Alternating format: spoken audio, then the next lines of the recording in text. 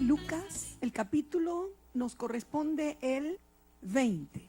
Solamente vamos a leer juntos el versículo 1 y 2 por razones de tiempo. Ustedes saben que yo con gusto leería con ustedes esta palabra hasta el 47, pero por razones de tiempo leemos el versículo 1 y el 2 de Lucas, el capítulo 20. Juntos.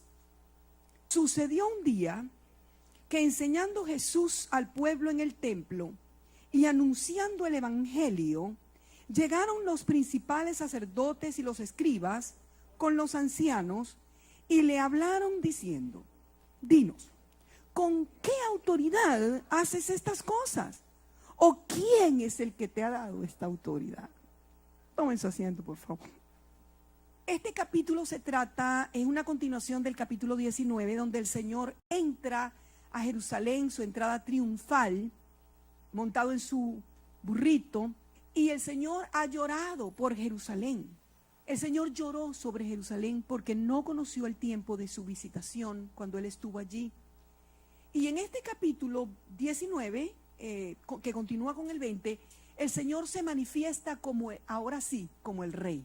Porque hasta este momento Él no había permitido a nadie que le hiciera fama. Él sanaba a alguien y le decía: no le digas a nadie, no le digas a nadie, no le digas a nadie. Cuando Pedro le dijo: tú eres el Cristo, Él dijo: pero no le digas eso a nadie. Pero ahora sí, le estamos enseñando a los niños en la iglesia infantil que hay que saber qué secretos, quote unquote, secretos guardar. Uno de ellos es secretos que son sorpresitas. Por ejemplo, la mamá es el Día de las Madres, le compramos esto, pero no le digas nada, ¿ok? Ese es un secreto que sí se puede guardar, porque le estamos enseñando a nuestros hijos, son secretos que no le hacen daño a nadie y que va a alegrar a la mamá o a quien sea, y es una sorpresa. Pero hay secretos como cuando alguien te toca o te molesta y te dice: no le digas a nadie, esto entre tú y yo, y comienza a amenazarle. Le estamos enseñando a los hijos que no guarden ese secreto. Pero el secreto que él tenía era una sorpresa. Cuando el Señor decía: no le digan a nadie que yo soy el Mesías, es decir, el ungido para ser el rey, no lo digan hasta la entrada triunfal. Y cuando él entró en aquel burrito, la gente comenzó a cortar ramas de los árboles, a atenderlo, y le dijeron ahora en el versículo 1, sucedió un día que él estaba ya dentro de Jerusalén enseñando al pueblo en el templo, es el templo de Salomón, enseñando. Noten la palabra enseñando. Yo creo que no hay ninguna predicación que algún predicador, sea él o ella, que predique, tiene que enseñar. Tiene que haber algo que se le quede, ¿sí? Y anunciando, las dos cosas, solo hacía el Señor, todo predicador debe hacerlo. Predicar y anunciar el evangelio. ¿Qué es lo que tenemos que anunciar y qué es lo que tenemos que enseñar? El evangelio. No hay otra cosa. Yo no me voy a parar aquí a hablarles a ustedes de política, de nada. Es el evangelio de Cristo. Aquí hay un trío muy famoso aquí en la Biblia, en los evangelios, en los hechos y en las cartas apostólicas. Llegaron los principales sacerdotes. ¿Quiénes más? Los escribas y los ancianos. Ese trío es muy famoso. ¿Ok? Los principales sacerdotes nos destaca porque había sacerdotes que no eran los principales. ¿Ok? Hay líderes que son principales y otros que ayudan a los principales. Estos eran los principales sacerdotes, y los escribas, que eran quienes interpretaban la ley de Moisés como a ellos les daba la gana, y los ancianos que eran parte de aquel grupo de 70 ancianos, se cree que 72, que era el Sanedrín. Estos tres, los sacerdotes, los escribas y los ancianos, le hablaron al Señor cuando estaba él enseñando en el templo, diciéndole: dinos, ¿con qué autoridad haces estas cosas? ¿Autoridad? Si es el autor de todo. Él es el dueño de Jerusalén, Él es el dueño del templo, Él es el dueño del globo, el dueño del universo, el dueño de todo. Todas las aguas que corren, todas las frutas, todas las flores, eso es de Él. ¿Cómo que con qué autoridad? Pero lo desconocieron. A él lo veían como el carpintero de Nazaret. A él lo veían como el hijo de María y de José. A él lo veían como el hermano de Simón, de Judas, de José. Sus hermanos y sus hermanas. Los hijos e hijas de María y José. Así lo veían. Lo que cité está en Mateo 13:55 por allí. Él tenía hermanos y hermanas. Y el versículo 3 dice, respondiendo Jesús, a él le preguntan, ¿quién es que te ha dado esta autoridad? Respondiendo Jesús les dijo, os haré yo también una pregunta, responderme. Si yo le pongo un título a este capítulo 20, lo llamaría preguntas y respuestas, porque desde el comienzo hasta el final está así. Le pregunta al Señor, respóndanme ustedes, ustedes me preguntaron, ahora yo les voy a preguntar. Ustedes abrieron la sesión de preguntas. Díganme ustedes, el bautismo de Juan el Bautista, que era primo del Señor, ¿el bautismo de Juan era del cielo o de los hombres? Entonces ellos discutían entre sí. Imagínense en el templo, imagínense la multitud, imagínense a los discípulos, y ellos, los sacerdotes se salen hacia un lado y comienzan a discutir. ¿Qué decimos? ¿Qué le contestamos? ¿Qué le contestamos? Porque si decimos del cielo, versículo 5, si decimos que el bautismo de Juan era del cielo, dirán, ¿por qué no le creíste? ¿Por qué? Porque ellos no se bautizaron con el bautismo de Juan. Además, si decían del cielo, algo muy importante, dice Juan, yo vi al Espíritu descender como en forma de paloma cuando yo lo estaba bautizando a Jesús. Yo vi y yo dije, he aquí el Cordero de Dios que quita el pecado del mundo. Estamos hablando de Juan el Bautista, que era primo en familia del Señor y que lo conoció tenían 6 meses de diferencia de edad, el hijo de Zacarías y Elizabeth. Entonces, lo que les estoy diciendo es que si hubo alguien que conocía a Jesús de cerca, era él, Juan el Bautista. Pero ahora, cuando lo ve, lo va a bautizar, Jesús viene para ser bautizado y vio la paloma, el Espíritu Santo, oyó la voz del Padre, estaba la Trinidad manifestada. Padre habló desde el cielo, Espíritu Santo en forma de corporal de paloma y Jesús siendo bautizado. Padre, Hijo y Espíritu Santo, digan gloria a Dios. Y Juan dijo, yo lo vi, y ese es el Cordero de Dios. Bueno, díganme ustedes pues, ¿el bautismo de Juan era del cielo o no? Discutían entre sí. Si decimos del cielo dirán, ¿por qué no lo creíste? Y el versículo 6, y si decimos de los hombres, era de los hombres, el pueblo nos apedreará porque están persuadidos de que Juan era profeta. ¡Qué lío! Pero el Señor no pierde ni que le hagan trampa. Todas las trampas que le querían hacer nunca lo entramparon. Versículo 7. Y respondieron que no sabían de dónde fuese. Después de que ellos se reunieron entre la multitud, sabe que secreto en reunión es mala educación, pero así fue como ellos hicieron. Mira, ven acá, dame un segundito aquí. Mira, ven acá, los escriba para acá. Ven acá, mira, vamos a ver aquí. ¿Qué crees tú? Bueno, la verdad es que yo no sé. Bueno, si decimos no podemos. Bueno, entonces no sabemos. Oh, wow. Los intérpretes. Oh, boy. La sabiduría de Dios va más allá del conocimiento de aquí, de la cabeza. La sabiduría de Dios es sabiduría espiritual. Es inteligencia espiritual. Y en el nombre de Jesús yo me uno a la oración del apóstol Pablo para que esta congregación recibamos espíritu de sabiduría espiritual y espíritu de inteligencia espiritual en el conocimiento de Jesucristo. Recibimos de ti, Señor. El versículo 8, entonces Jesús les dijo, yo tampoco os diré con qué autoridad hago estas cosas. Pregúntenme qué cosas. Entrar en un burrito para que la gente le comenzó a adorarlo. Entrar en un burrito, como decía Zacarías 9:9. Jerusalén, hace 700 años atrás el profeta habló y decía, cuando el Mesías llegue, va a montarse sobre un burrito. Eso se cumplió en él. Digan gloria a Dios. Lo registró Zacarías. Qué bueno. Cuando alguien a mí me dice yo no creo en la Biblia, yo le quisiera como gritar, mira, más o menos así. Pero mi amor, para no creerla, estúdiala primero. ¿Ves? Mira cómo se cumplió la profecía una por una, todita, de 700, 800 años antes de que él llegara. Es una estupidez decir no creo en la Biblia sin haberla estudiado. Entonces, no solamente el hecho de haber entrado en el burrito, sino que le dijeron, pero dile a estos discípulos que se callen. ¿Por qué están gritando sana? ¿Cómo se te ocurre? Y él dijo, si ellos se callan, las piedras hablarían.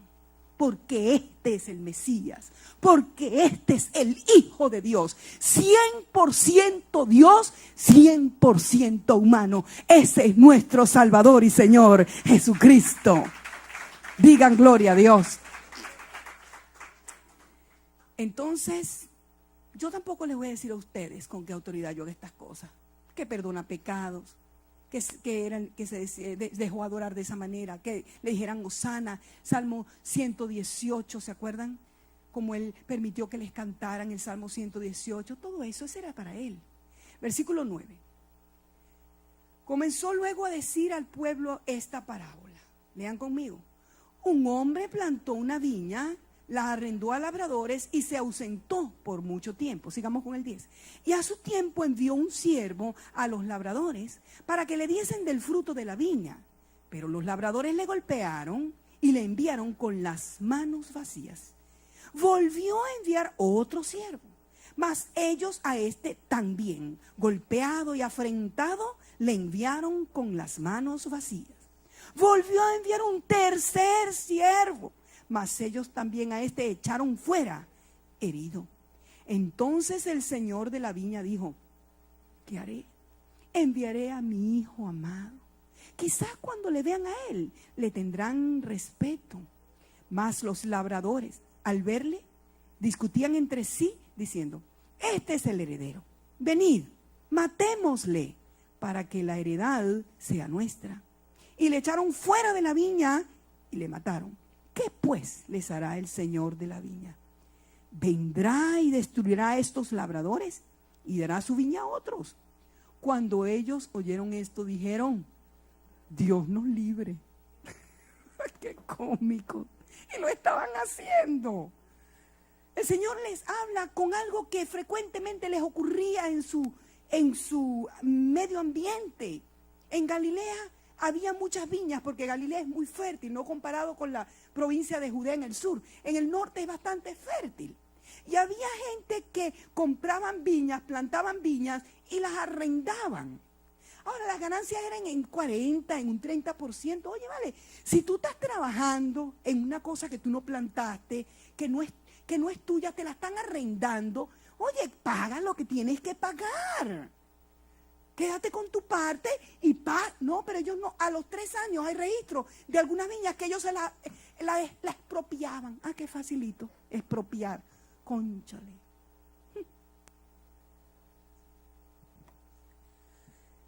Entonces ellos ya estaban acostumbrados, era el pan nuestro de cada día. Los jueces enfrentaban que el labrador llegó, el dueño de la viña, y lo habían expropiado. Pero en este caso él da la parábola, el ejemplo de aquellas cosas que siempre ocurrían y que se oía por toda la tierra. Y él dice: esta viña es Israel. Él la arrendó, se las dejó a ellos, pues.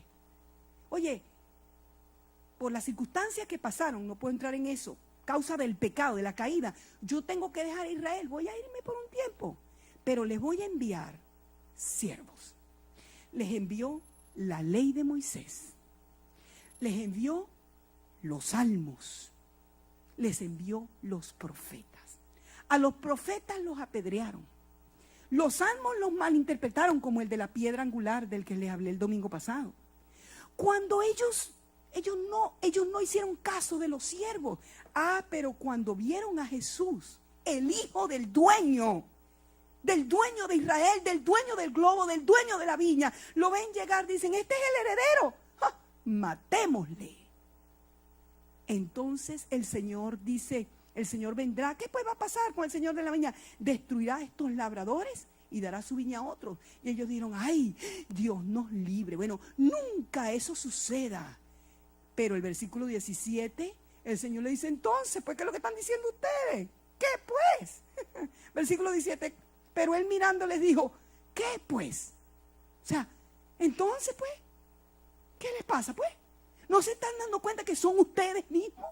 que ustedes no han apreciado, ni los profetas los quisieron entender. Me están reclamando que entré en el burrito, pero Zacarías dice que el Hijo del Hombre entraría en un burrito. Me están criticando el Salmo del 118, que este es el día que hizo el Señor, y la piedra angular. Ustedes no han entendido el Salmo. Y ustedes mataron los profetas. A Isaías, 750 años. Isaías dijo, habló de la Virgen concebirá. La Virgen concebirá y la Virgen concibió. No entendieron, no creyeron, no quisieron creer. ¿Qué pues? ¿Qué es lo que les pasa a ustedes? Ustedes son. ¿Qué pues? Es lo que está escrito.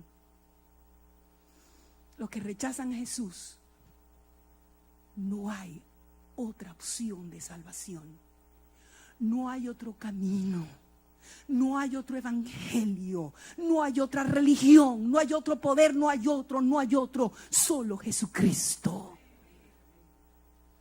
Entonces la piedra que desecharon los edificadores ha venido a ser cabeza del ángulo. Aquella piedra que les pasó cuando Salomón construyó aquella gran piedrota que se estima era de esas de que no sabemos todavía, los científicos no saben cómo las cargaban, porque eran unas piedras súper enormes, cómo trasladaron para las pirámides.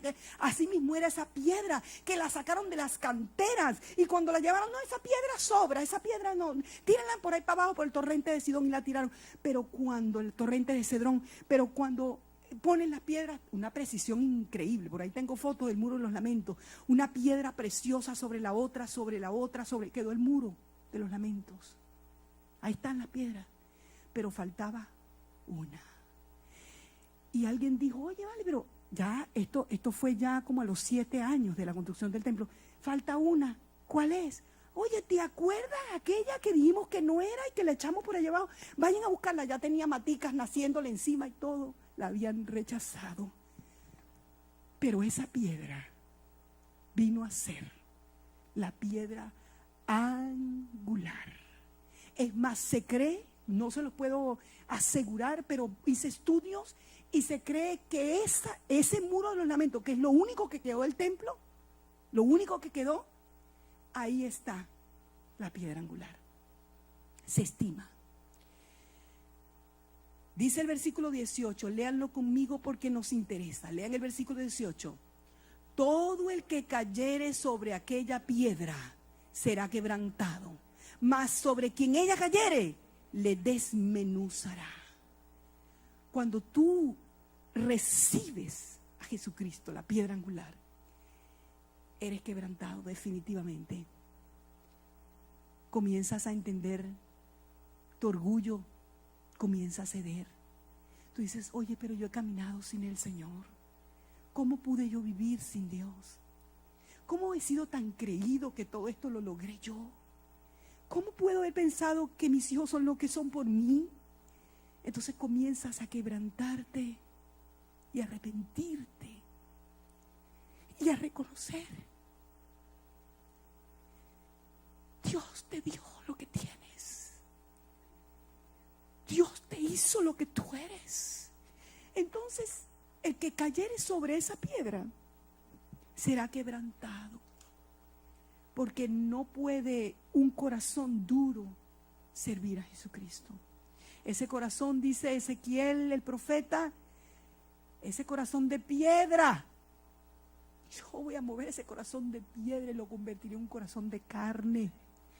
Y estas palabras de los profetas, de los salmos, que ellos no entendían, las voy a escribir, la ley, en sus corazones. Por eso es que cuando alguien que haya sido quebrantado, que ha conocido al Señor y cae sobre la piedra, que es Él, uno ya ve la vida diferente. Todo lo que existe es de Él. Todo lo que tienes es por Él. Atesoras lo que Él atesora. Y tú reconoces que hasta para respirar dependemos del Señor. Pero sobre quien esa piedra cayere, le desmenuzará. Esto sí es grave. El final de una persona que no acepte a Jesucristo, pasa la eternidad sin Jesucristo, no hay ninguna esperanza. Es desmenuzado. Se lo escogió él o ella. Versículo 19, otra pregunta. Lean conmigo. Procuraban los principales sacerdotes y escribas echarle mano, arrestarlo en aquella hora, porque comprendieron que contra ellos había dicho la parábola, pero temieron al pueblo. Oye, si lo agarran, uy, él es muy popular, él va a ser el presidente de la nación. Si le echamos mano, nos linchan. No se atrevieron. Versículo 20. Y acechándole. ¿Qué es acechar? Denme un sinónimo. Acosar. Acosándolo. ¿Enviaron qué? Espías. Que se simulasen justos. Y hay gente que sabe hacer esto. Hay gente que no es piadosa, pero se pasa por piadoso. Y uno le cree. Ajá. A fin de sorprenderle en alguna palabra para entregarle al poder y autoridad del gobernador, en ese turno, el gobernador romano. Y le preguntaron diciendo, aquí está, haciéndose los justos, maestro, mucha galantería, mucha, yo no sé cómo se llamaría esto, jala jala, lisonjería. Sabemos que dices y enseñas rectamente, maestro. O sea, imagínense la escena. Y que no haces acepción de personas. O sea, tú eres una persona excelente, maestro. Te respetamos, maestro. Sino que enseñas el camino de Dios. ¿Qué es lo que enseñaba el Señor? El camino de Dios con verdad. Sabemos. Ahora te estoy galanteando porque te voy a atrapar. Quiero irte a equivocarte. Quiero verte hacer algo malo. Quiero irte en una mentira. Quiero verte hacerle algún daño a un niño. Quiero verte robarte lo que no es tuyo. Quiero verte. Pero nunca pudieron porque no hubo pecado en él. Ni se halló engaño en su boca. Todo de 100 personas que conozcas, 100 te van a fallar. Jesucristo nunca te va a fallar porque Él es perfecto. El único perfecto. Le preguntaron, versículo 22, preguntas muy capciosas y muy bien elaboradas. ¿Nos es lícito dar tributo a César o no? Pregunto, ¿creen ustedes que debemos pagar impuestos o no? Nosotros nos gusta pagar impuestos. Uno de los más económicos que tenemos en el globo es el nuestro, aquí. Está en Europa y los impuestos son súper elevados. La gente trabaja para el gobierno. Bueno. Mas él, versículo 23, comprendiendo la astucia de ellos, les dijo, ¿por qué me tentáis? Mire, si le decían, sí, es lícito pagar impuestos, entonces la gente lo lincha a Jesús. Porque resulta de que ellos no le querían pagar impuestos a Roma porque ellos no eran del gobierno de Israel. Estaban pagándole a los romanos que tenían invadida la nación. No querían oír a Jesús decir, sí, hay que pagarle impuesto al César. No, eso no era popular. Si él decía que sí, se echaba el pueblo encima. Y si decía que no, le llevaban la noticia al César, le decía, mira, Jesús está enseñando contra ti y está levantando el pueblo para que no paguen impuestos. Ustedes saben una cosa tremenda en esta nación, tío Sam. Impuestos, métete con lo que tú quieras, pero con tus impuestos te recomiendo que los pagues de manera puntual, sin mentir ni un poquitico.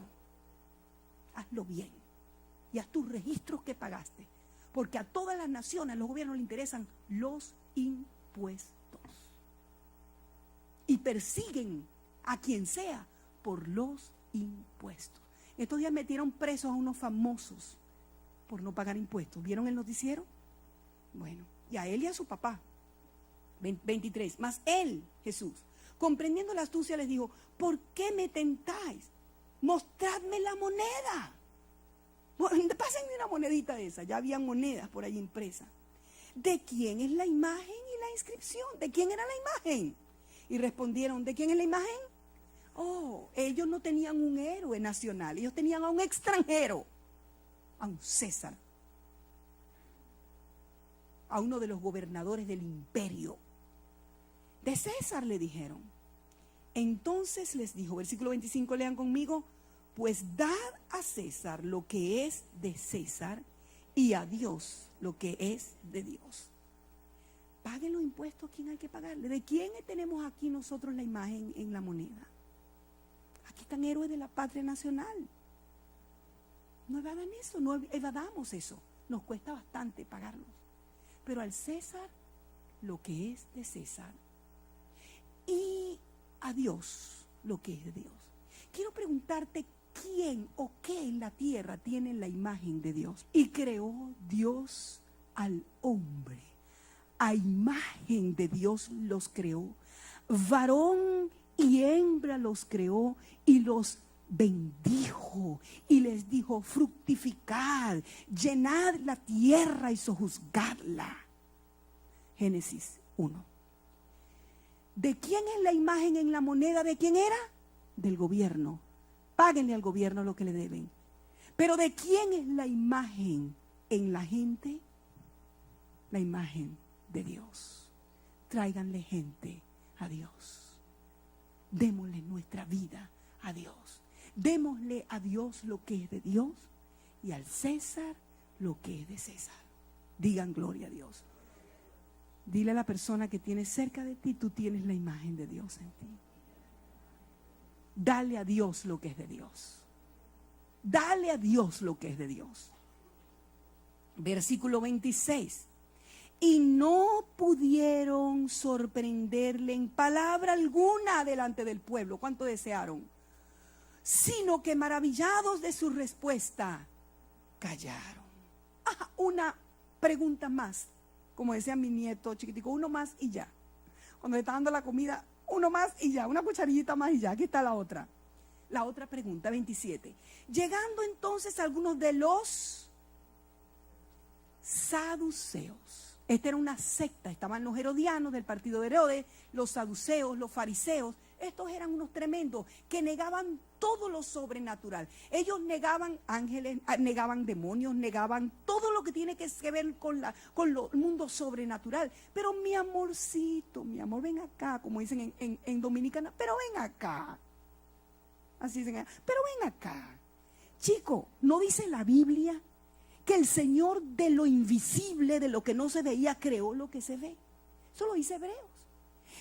¿No te has dado cuenta que los científicos dicen que todo esto que yo tengo en la mano, esto está hecho de átomos? La materia está hecha de átomos, pero nadie puede ver un átomo. Dios creó lo material de lo que no se ve. Hello, saduceos. Hello. Ellos no creían en nada, los cuales niegan la resurrección. Le preguntaron. El versículo 28, diciendo: Maestro, Moisés nos escribió, lean conmigo, si el hermano de alguno muriere teniendo mujer y no dejare hijos, que su hermano se case con ella y levante descendencia a su hermano. Hubo pues 7 hermanos, y el primero tomó esposa y murió sin hijos. Y la tomó el segundo, el cual también murió sin hijos. La tomó el tercero, y así todos los 7. Ay, y murieron sin. Mi amor, la mujer es estéril. ¿Por qué seguían buscando descendencia? Ella es estéril, hello. Finalmente murió también la mujer. Pero aquí está la pregunta capciosa. En la resurrección, versículo 33, ¿de cuál de ellos será mujer? Ya que todos la tuvieron por mujer. Entonces, respondiendo Jesús, les dijo, lean conmigo el 34. Los hijos de este siglo se casan y se dan en casamiento, mas los que fueren tenidos por dignos de alcanzar aquel siglo y la resurrección de entre los muertos, ni se casan ni se dan en casamiento, porque no pueden ya más morir, pues son iguales a los ángeles y son hijos de Dios al ser hijos de la resurrección. El Señor les abre a ellos la visión hacia lo sobrenatural que ellos no quieren ver. Y el capítulo 12, creo, casi segura, de Marcos, nos habla de este mismo pasaje. Y a mí me encanta y les voy a regalar a ustedes esto. Esta misma pregunta, cuando se la hacen, Marcos dice que el Señor les respondió: erráis porque desconocéis las Escrituras. Erráis porque desconocéis las Escrituras. Si alguien no conoce esta palabra, le es fácil cualquier error en su vida. No tiene conocimiento de nada. Por eso es que yo con tanto empeño, hermanos, le dedico tiempo para que ustedes conozcan la palabra de Dios y nuestros niños. Porque es de vital importancia que conozcas la palabra. Aún alabanza, se han escrito canciones que no tienen el conocimiento de la Biblia. Erráis, aún en composiciones, porque no conocéis las Escrituras. Hombres rompen sus matrimonios porque yerran, porque no conocen las Escrituras. ¿Me están siguiendo? Es vital conocer la palabra. Entonces ellos no sabían nada, estos saduceos que se las sabían todas supuestamente, no querían conocer nada de lo sobrenatural. El Señor les dice, mira, en este siglo la gente se casa y se da en casamiento, pero los que fueron tenidos por dignos de alcanzar en aquel siglo, o sea, siglos no son 100 años, siglos son temporadas, lo eterno comparado con esto, no sabemos cuánto dura esto, ¿me están siguiendo? Un siglo, así hablaban ellos. Ni se casan ni se dan en casamiento. O sea que aquí es el asunto del matrimonio. Hay que casarse aquí y vivir en pareja aquí. Y esto es de Dios. Los que están casaditos, manténganse casaditos. ¿Y cómo vas a poder, mi amor, mantenerse casadito tú si es que esa mujer es tan pecaminosa, te hace unas cosas? Pero es que usted no sabe que yo me casé con un demonio, este hombre es un demonio. Él dice igual que tú eres una demonia, tal para cual. No, lo que les estoy diciendo es que más allá no va a haber matrimonio, aprovechen ahorita. Hay un tipo de cosas que hace el matrimonio que después no vamos a tener. Háganlo aquí, disfrútenlo bien, porque después no hay mujeres. Caballeros, aprovechen.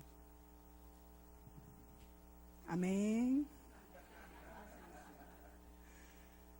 Porque no pueden ya más morir, van a ser como ángeles. No es que son ángeles, hay gente que dice, ay, que perdió el bebé, ese es un angelito. No es angelito, los ángeles ya fueron creados ya, el Señor creó sopotoscientos ángeles, ellos no se han reproducido, siguen siendo sopotoscientos. Si Él creó 100, siguen siendo 100. Si creó 100 millones, siguen siendo 100 millones. Ellos no se casan, no se dan en casamiento y no se reproducen. Nosotros, los seres humanos, Dios creó una pareja, Adán y Eva. Y mire por donde vamos ya 7 billones en la tierra. Nosotros sí nos reproducimos en espíritus que no dejarán de ser. Espíritus eternos, nuestros hijos. Entonces, seremos como los iguales a los ángeles. En muchas cosas no vamos a morir más. Tendremos cuerpos como ellos, que usted sabe que un ángel puede aparecerse así. Ustedes saben que ellos pueden pasar así, igualito tú vas a poder.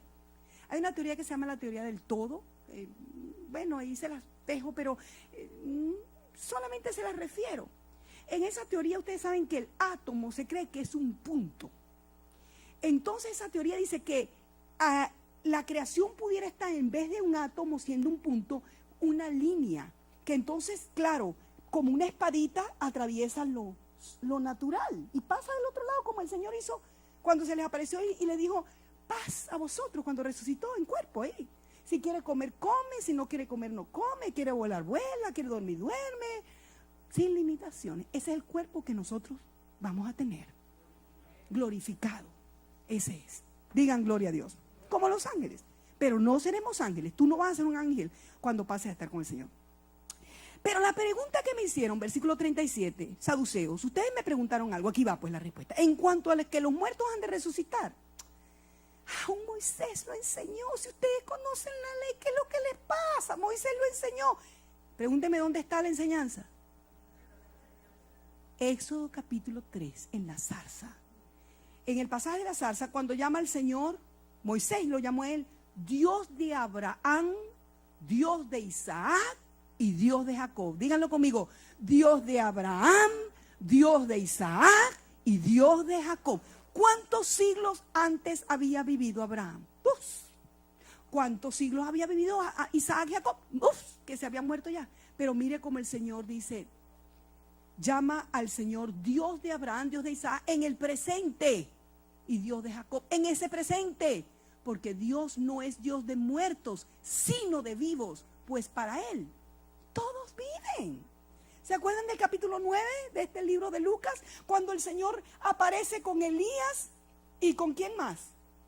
Con Moisés en el monte de la transfiguración. Y ellos estaban allí. Para Él no eso es nada. Una cosa así como aparecerse. Y el Señor luchó para que ellos entendieran que Él está presente con nosotros aunque no lo veamos. Él es el invisible.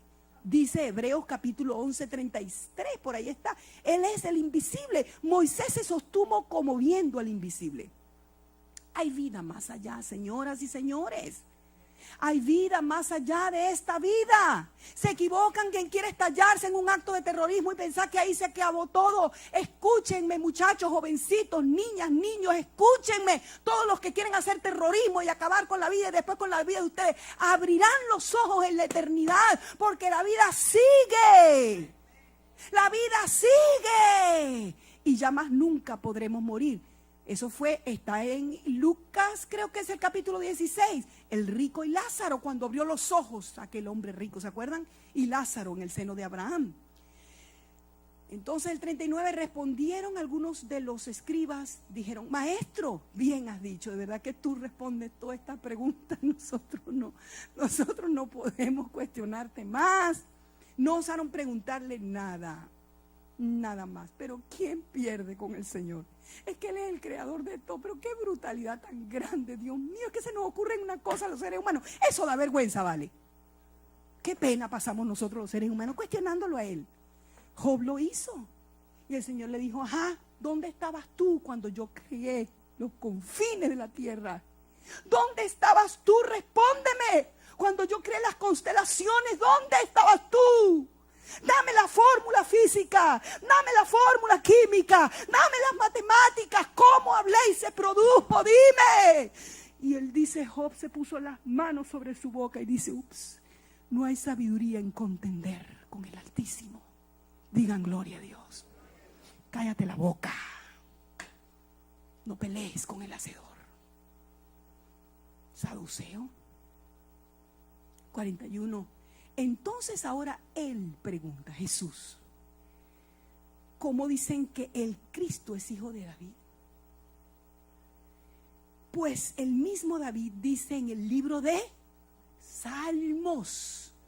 Ustedes no habrán apreciado los salmos, escribas, intérpretes, sacerdotes. Dijo el Señor a mi Señor, siéntate a mi diestra hasta que ponga a tus enemigos por estrado de tus pies. Salmo 110. Ahí estaba en el Salmo que Jehová habla, siendo Jehová el Señor, habla a Jesús, el Señor. ¿Me siguieron? Siéntate en mi mismo trono, siéntate aquí en mi trono a la derecha, hasta que yo ponga a tus enemigos por estrado de tus pies. Eso fue cuando ella ascendió. David pues le llama Señor, ¿cómo entonces es su hijo? Yo no entendía nada de eso. ¿Saben que Jesús le decían hijo de David, porque él era el heredero del trono? ¿Cómo es eso? Claro, a descendencia de Judá. Versículo 45, y oyéndole todo el pueblo, dijo a sus discípulos, esto es en el atrio, ya él estaba como en el atrio más o menos del templo, guardaos de los escribas que gustan de andar con ropas largas y aman las salutaciones en las plazas y las primeras sillas en las sinagogas y los primeros asientos en las cenas, que devoran las casas de las viudas y por pretexto hacen largas oraciones. Estos recibirán mayor condenación. Públicamente le digo a sus discípulos, y hoy yo se los digo a ustedes, guárdense de la apariencia. Hay hombres y mujeres que simplemente aparentan. Ellos les gustaba andar con largas ropas, pero todo el mundo andaba con largas ropas en aquella comunidad. No se refiere a que los demás andaban con ropa corta. No, todo el mundo andaba con ropa larga, pero el asunto era que estos no querían sino, era cómodamente, sin trabajar, sin hacer nada, cómodos, con ropa elegante, largas ropas, y aman que los saluden en las plazas y le digan, reverendo, apóstol, ¿sabe? Que le rindan homenaje. Ustedes han visto en nuestros días cómo esto está sucediendo. Que aman la pretensión, el orgullo, las primeras sillas en las sinagogas. Todos nosotros somos gente común y corriente. Pero nosotros estamos reuniéndonos cada semana para encontrar en la palabra de Dios santificación, el camino, la respuesta. Y si algo yo soy apasionada, es la palabra de Dios. Primero llega aquí y después la ministro, digan gloria a Dios. No osaron preguntarle y él les dijo, Guardado, mire, ellos quieren andar, uno con ropas largas, segundo las salutaciones en las plazas, después las sillas de la sinagoga y después los primeros asientos en la cena y después devoran las casas de las viudas y por pretexto hacen largas oraciones, 6 cosas. Y ellos agarraban, unas viudas eran los que ellos no tenían dinero, las viudas, entonces iban donde los escribas, que eran los abogados. Mira, hazme el favorcito y que tengo aquella, me debe fulana tanto. Bueno, chica, está bien, yo te lo voy a, yo te quiero una tajada, es para mí. Pero tú no eres un escriba de la ley, sí, dame. Que vende la propiedad, bueno, sí, pero la mitad es mía. ¿Me está siguiendo? Cuando alguien comienza, en Venezuela hubo una temporada en la que me acuerdo que prediqué en una iglesia por allá por el Táchira, por el estado Táchira. ¿Tú sabes qué pasó allí, chico? Cuando yo llego allá, que todo aquello estaba de moda y que siémbramelo. ¿Qué? Siémbramelo. Este reloj tuyo está lindo, siémbramelo. ¿De qué tú estás hablando? Que se lo dé. ¿Pero por qué? Pero mi reloj. ¿Tú me estás siguiendo? Cuando alguien está buscando acomodarse y decirle, mira, que me deja a mí una ofrenda, porque si tú me das a mí una ofrenda, Dios te va a bendecir a ti. ¿Really? Mira, que si yo oro por ti, Dios te va a sanar, pero me das una ofrenda a mí. Cuidado. Y tienen apariencia de piedad, porque si no, no pudieran hacer eso. ¿Tú me estás siguiendo? Pero la Biblia dice en Hechos capítulo 2 que la gente traía las cosas, las vendían, las propiedades y las traían a los pies de los apóstoles. ¿Y qué hacían los apóstoles? ¿Se los quedaban ellos? Nunca. ¿Me están siguiendo? Así uno descubre quién es quién.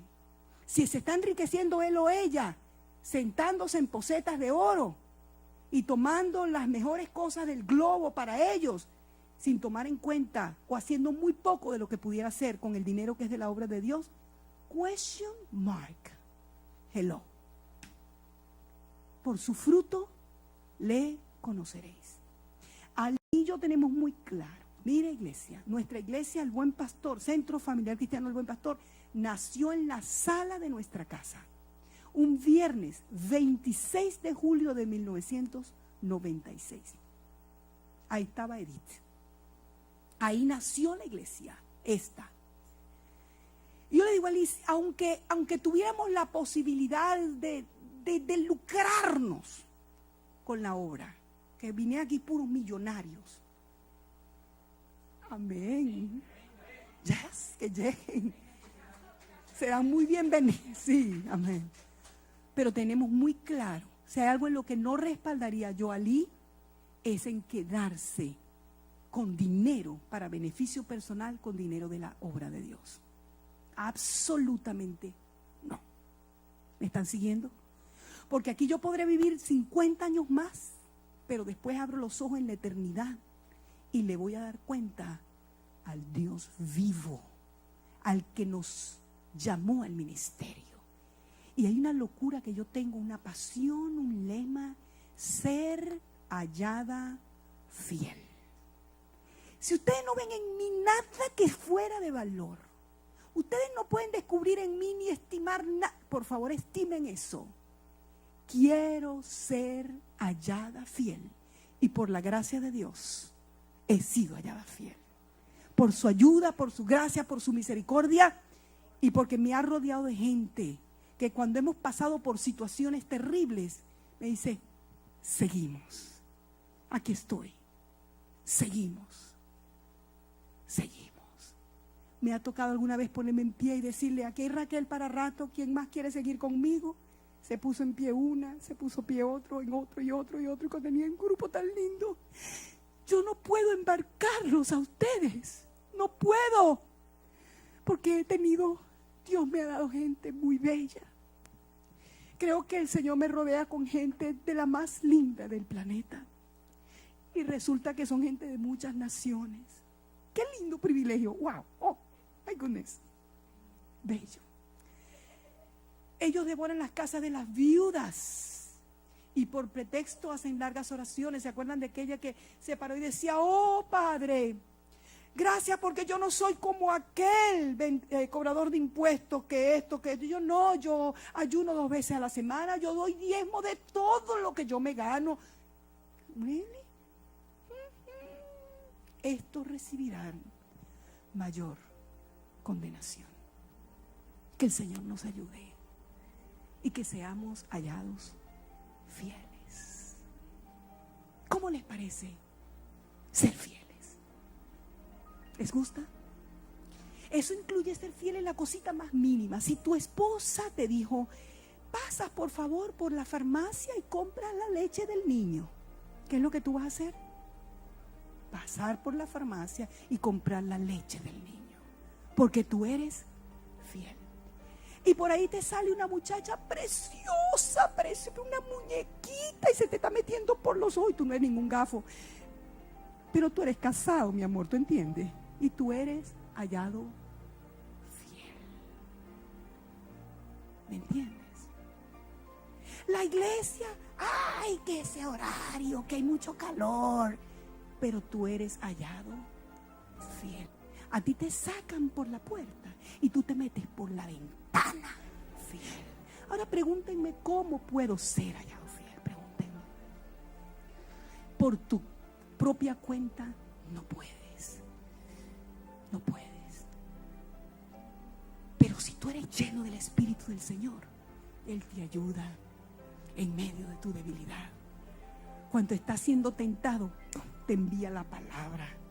No hay tentación que no sea humana, pero el Señor te dará la salida. Corintios, sé fiel, mamita, sé fiel, papito, sé fiel. Sigue adelante, sigue adelante, sigue. De los cobardes no se ha escrito nada bueno.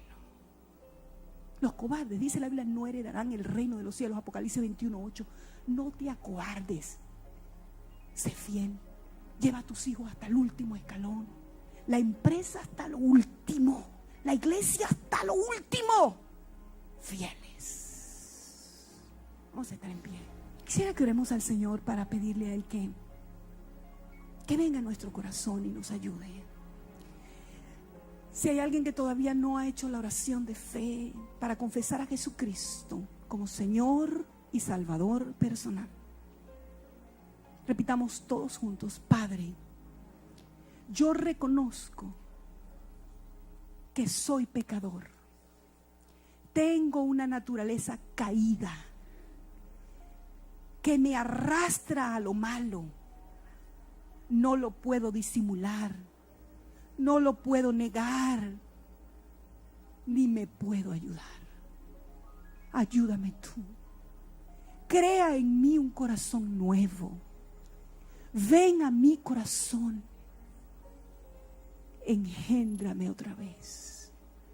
Hazme renacer y ayúdame a serte fiel hasta el final de esta jornada terrenal, hasta que me recibas en gloria por la eternidad. Confieso a Jesucristo como mi Señor, como mi Salvador. Confieso que voluntariamente sigo a Jesucristo. Amén.